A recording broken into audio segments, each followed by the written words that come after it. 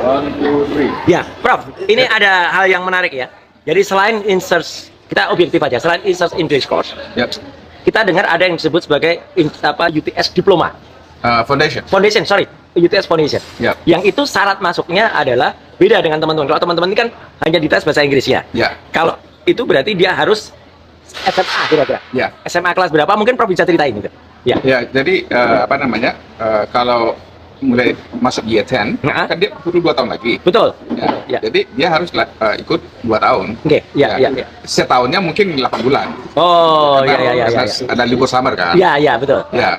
Tapi harus Tetap harus 2 kelas gitu kan ya. Istilahnya dua tahapan, dua tingkat. tingkat. Ya. Minimal yang Prof pernah dengar yang ada di UTS college itu dia masuknya kelas berapa atau grade berapa ya gitu. Bisa diterima dari year 11. Oke. Dan bisa year 12. Tergantung dia sudah tamat apa. Oke, ya. Jadi bisa year 11 Ya. atau paling rendah dia year apa? Year 10 bisa. Kurang jelas begitu. Oke, ya. Tapi artinya minimal year 11 Ya. atau year 12. 12 ya. Ya, year ya istilahnya, bukan grade ya. Bukan grade. Bukan grade ya. Ya. Jadi kalau ada orang mengistilahkan grade itu berarti ada kesalahan juga itu. Kalau grade. Mungkin cara berpikir Indonesia. Tapi kan nggak mungkin kalau itu tetap ada diplomanya juga, ada sertifikatnya juga berarti. Iya. Pasti ada kan? Iya, ada. Ya. Jadi mereka ini ada yang kalau mau diploma aja, kalau mau kerja, ya. dapat diploma bisa kerja. Oke, ya. Ya. Atau mau ke UTS. UTS, ya. Nah, mereka kan ada program pilihan Betul. jurusan tuh. Kemana itu Ada penggunaannya ekonomi, Pak? Ya. Ada ekonomi, ada engineering. Oh, gitu ada ya. psikologi, Ya. ada communication dan Ya. segalanya gitu. Ya. Jadi itu sudah langsung diarahkan gitu loh. Ke sana ya. Ya. Jadi kalau tanya tentang Pancasila atau ilmu bahasa Indonesia, agama ya nggak ada. Nggak ada. Jadi itu benar-benar spesifik kepada apakah itu ekonomi, apakah itu. Ya. Oke. Nah, sekarang ya, Prof. Mereka- Sekarang gini, kalau misalnya lazim nggak orang ambil misalnya matrikulasi atau PTP atau diploma tadi bukan diploma foundation di UTS, terus kemudian dia ngambil perguruan tingginya di negara lain gitu.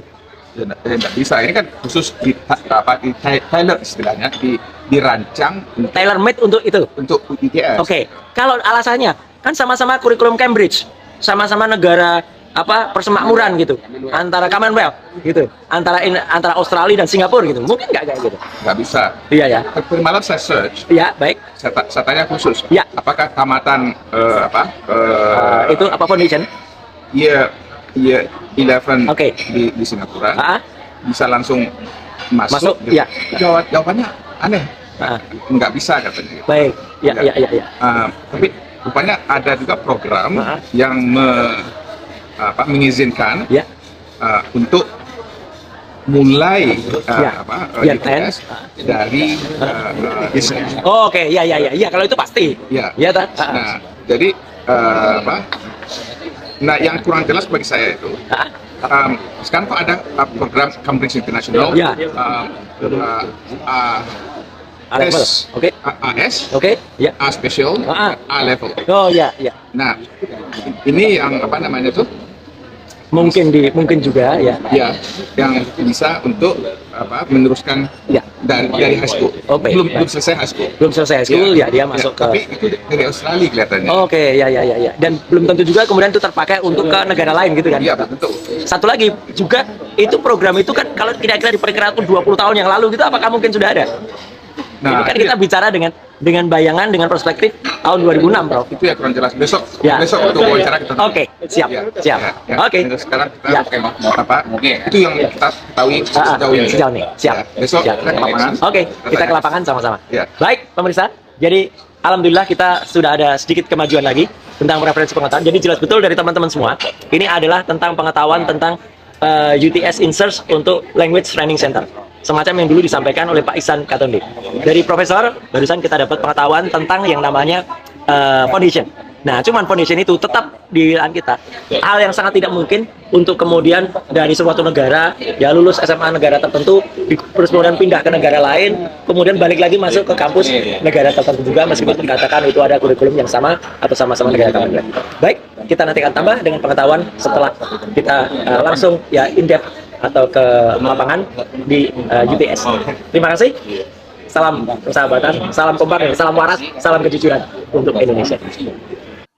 Assalamualaikum warahmatullahi wabarakatuh. Waalaikumsalam warahmatullahi Hari wabarakatuh. ini saya bersama dengan Pak Iksan, tapi Pak Iksan Akbar ini ya. Yang satunya kemarin Pak Iksan Ketuande atau Iksan Zakir. Nah, ini Pak Iksan Akbar juga punya kontribusi yang luar biasa terhadap masalah terutama UTS ya Pak ya, atau insert language center. Insert Language Center Oke, atau silakan Pak Iksan UTS. komentarnya Pak. Ya, Assalamualaikum warahmatullahi wabarakatuh. Alhamdulillah Pak Agus dan Pak Roy sudah berada di sini dan kita siap untuk kerjasama mencari kebenaran, dan kita akan coba memberikan semua informasi yang kita dapat secara utuh dan menyeluruh yang bisa menjadikan atau membuka fakta-fakta secara eksplisit tentang keberadaan insert UTS atau penyetaraan SMA atau penyetaraan SMA di Australia. Terima kasih, Pak. Oke, terima kasih Pak Iksan. Komen satu lagi Pak. Nanti apa yang Bapak ingin kontribusikan untuk Pak Roy dan juga untuk teman-teman kita para pencari keadilan dan kebenaran untuk ini Pak, dalam rangka kunjungan Pak Roy ke sini. Apa Pak nanti bisa disampaikan oleh Bapak? Yang jelas kita akan melihat langsung ke UTS insert-nya, dan kita juga Sama saya di channel ini. Nah, teman-teman, selama hakim tidak punya integritas, jangan harap hukum bisa tegak, kecuali rakyat sendiri yang mengadili. Memang si Gibran hanya sekolah sebatas setingkat kurus. YBS bukan dosen diutus maupun diutus insert tidak kompeten. Anak bapak sama saja tukang tipu-tipu. Terus cari kebenaran, jangan sampai 280 juta rakyat ditipu sama Fufu Fafa dan Mulyono. Pak peneliti abal-abal, tunjukin dong video kau bertemu dengan pengelola UTS yang sah. Jangan mewawancarai orang yang bukan dari UTS yang Anda tujui. Ya, maklum Jokowi tipu menipu asal didikan Jokowi. Pelangap-pelongo tapi liciknya luar biasa, wajib diadili, nggak ada ampun. Kalaupun kuliah apa bisa lulus, kenapa nggak malu? Ya, kok berpikir bahwa kemampuannya tidak ada, mau jadi penjabat kedua tertinggi di Indonesia. Aduh, menyedihkan Indonesia ini. Secara hukum sudah jelas pelanggaran Jokowi dan Gibran, tinggal secara politik yang ditunggu. Sampai kapanpun kita bisa bertahan punya wapres ijazah bodoh. Ayo RRT segera buktikan ijazah dinasti Jokowi, rakyat menunggu. Dinasti Fufu Fafa memang tak tahu malu, terbukti di acuannya. Fufu Fafa 7 turunan akan di blacklist sampai anak cucu. Kalau sudah masuk insert UTS sudah standar SMA, paling simpel. Lihat penampilannya dan statementanya saat pidato atau wawancara. Maaf, nggak ada level, yang ada hanya pelangap-pelongo. Buah jatuh tidak jauh dari pohonnya. Inilah keluarga mantan presiden yang paling sadis di Indonesia. Mari kita bengung semua, tetap dukung Gibran, karena Mas Gibran, Bung Roy Suryo harap waspada. Termul dan Pak Parcok akan menghalangi Anda dengan berbagai cara. Tidak mustahil cara kilometer 50 akan ditempuh oleh geng Solo. Di Indonesia kalau kuat banyak duit nggak bisa diadili, pasti dibilang benar. Sebenarnya mudah sekali buat pembongkar ijazah Gibran. Jadi apa yang dilakukan Roy Suryo CS itu sudah tepat sekali.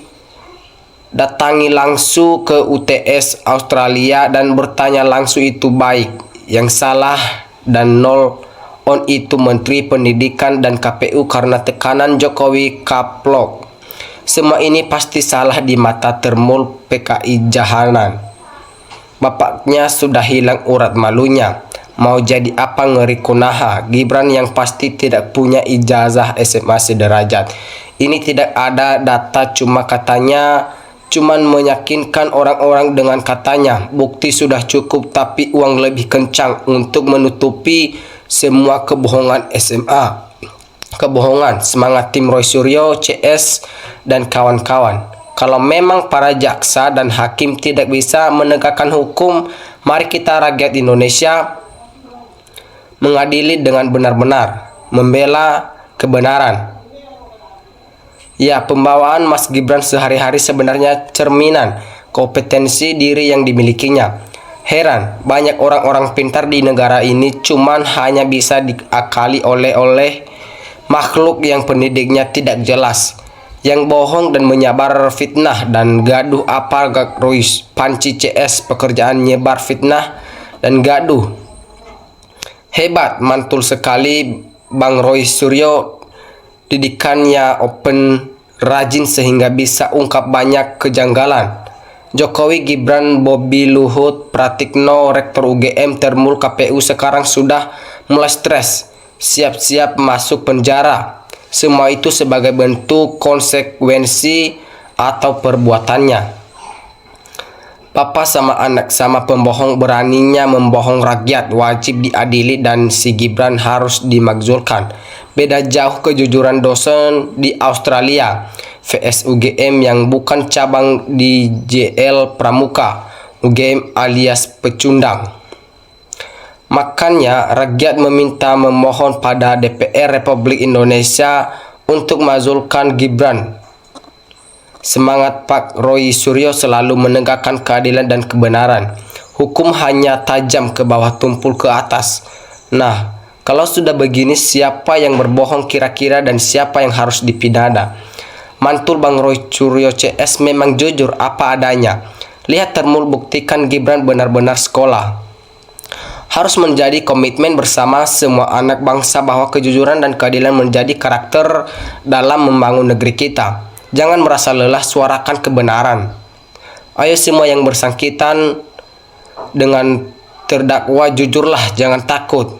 Undang Prof ini jadi saksi akhir dalam perkara Subhan Palal. Negara sebesar NKRI kok bisa dipimpin tak berijazah. Selamat berjuang dalam kejujuran, pahlawan negara segede NKRI kok dipimpin anak SMA ditambah kurus. Gibran banyak S3 di Indonesia, bahkan profesor dan jenderal. Mundur aja, berikan saja orang yang mampu dalam memimpin negara kita ini. Seharusnya tangkap Gibran ini seperti Pak Alam Komar pelawak. Apabila bermasalah, maaf gimana ya penegak hukum negeri ini. Kita tunggu saja siapa yang akan terlibat di kasus ini menyembunyikan. Buah jatuh gak jauh. Terus ngapain si Roy Suryo jauh-jauh ke Australia kalau yang diwawancarai bukan pihak UTS-nya? Nanti singgah di Singapura, Pak Roy mendatangi kampus tempat Gibran kuliah di wisuda. Hukum di Indonesia milik penjabat pemerintah. Sayang sekali Indonesia banyak profesor-profesor yang mau dipimpin oleh orang yang tidak ada isinya.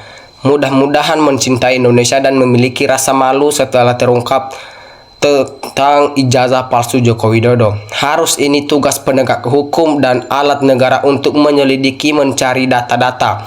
Apapun yang dibuktikan para keledai itu pasti akan membantahnya. Tidak akan percaya dengan semua itu. Mereka akan membantahnya dengan hal yang lebih tidak masuk akal.